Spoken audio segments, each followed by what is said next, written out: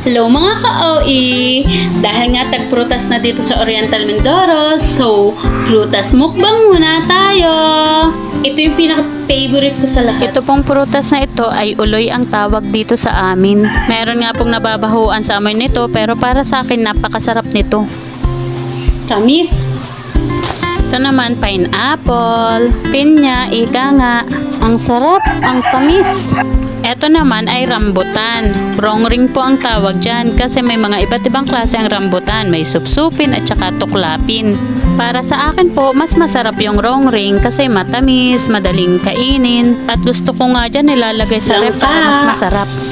Thank you Lula Moody sa langka. Out nga din dyan sa Ninong Alan Katakis at saka kay Josel aka Bangis.